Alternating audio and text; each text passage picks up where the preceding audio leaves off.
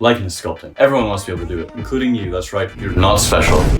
Actually, no, yeah, you are special. Which is actually what makes replicating a face so difficult. All those infinitesimal differences and subtleties that make every face unique and beautiful, and gives me the desire to wear everyone. Hey, I was just wondering, never mind. And since all cutting off and wearing faces will do is, as you know, getting mistaken for the average resident of Texas, instead, I'll be perfecting the art of recreating the people you trust, and maybe some celebrities too. You know, actually, I'm just gonna stick to the celebrities. I don't want to weird anyone out or anything. You know what I mean, John? So, first on the list we have... Warning, disclaimer, disclaimer, warning, warning, disclaimer. I would highly recommend that you have a good idea of facial anatomy and proportions before attempting to do likeness sculpting, because right now, no matter what face you try to make, it just ends up looking like... I'd also recommend to practice using this guy's tutorials. He uses ZBrush, but everything he does you can easily follow along in Blender, unless you're a coward, weak, loser. Sorry, we're getting off to a really negative start here. Let me just try and turn this video around. I just want you to try and practice however you want and make faces until they don't look like. Anyway, disclaimer over. First on the list we have...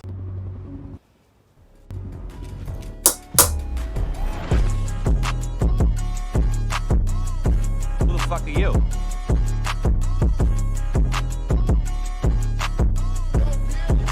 That's who the fuck I am.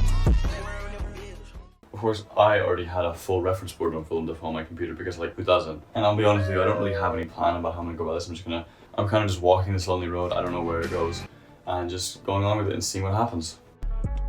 I would say I looked at what I thought were its most defining features and tried to replicate them.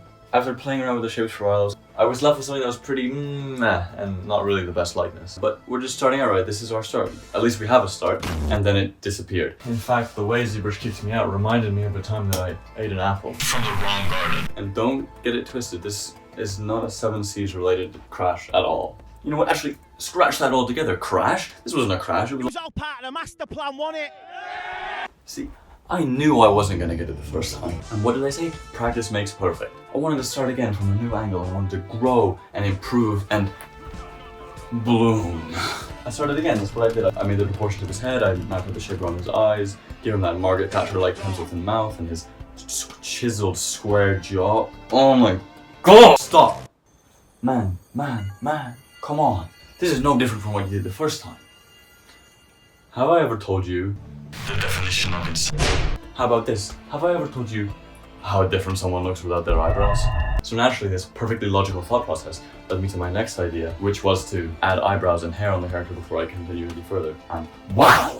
The difference, quite frankly, speaks for itself. Seriously, the importance of this discovery cannot be understated. Hey, are you listening? Pay attention to this part, okay? Eyebrows are important, they make a big difference. In fact, if you want to see how big the difference is, how about I come and cut yours off, hey? How does that sound? Sorry, I didn't mean to scare you. But I bet from now on, you probably won't forget about eyebrows.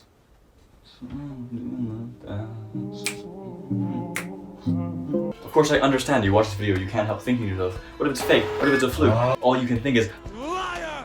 That's okay, because we aren't done yet. Next up on the list, we've got...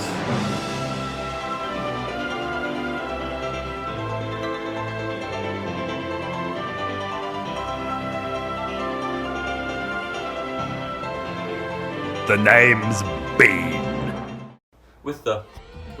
I had a epiphany. Like water.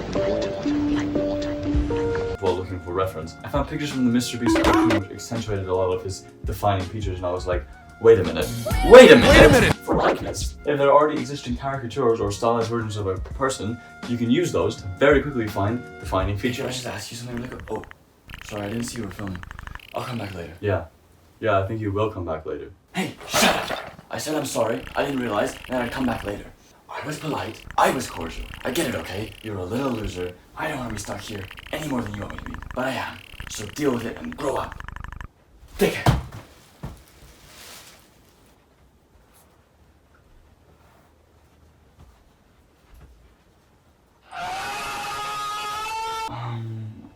In this case, those defining features are his, he's got droopy eyes, which are accentuated by his bushy eyebrows.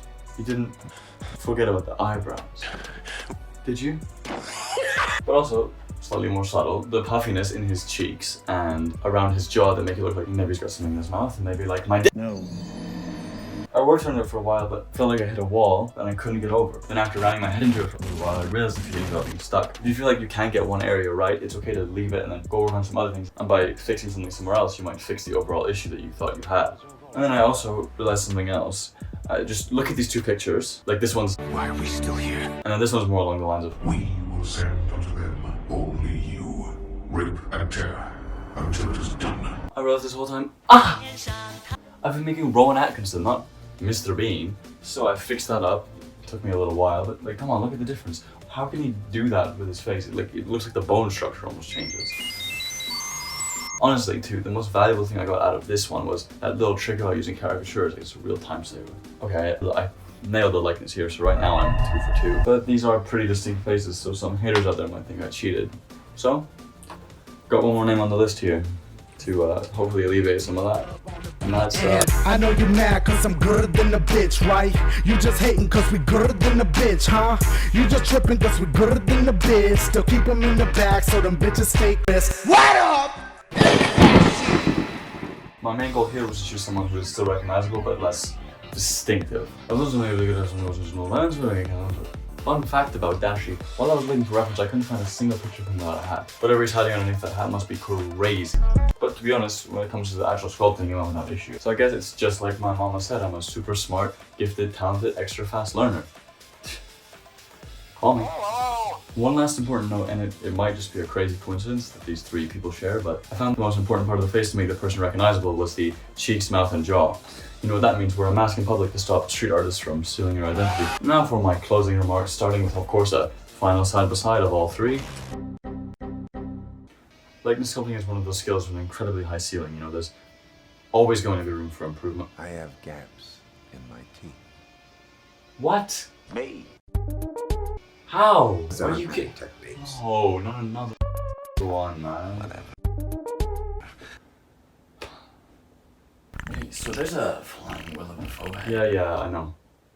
I know, obviously I saw it. Yeah, so you really have to figure out what's going on here, man. Okay, yeah, that's useful advice. Like, what am I supposed to do when I have guests? How am I supposed to explain it? Shut the fuck up, you don't have friends. Oh yeah, Okay. you know what it is. Anyway. Peace. Peace. Bitch. Dashy on the track, about to tear it up like I'm eating snacky snacks. Yeah, this that joint. I know you got rhymes, but that's besides the point. Ha.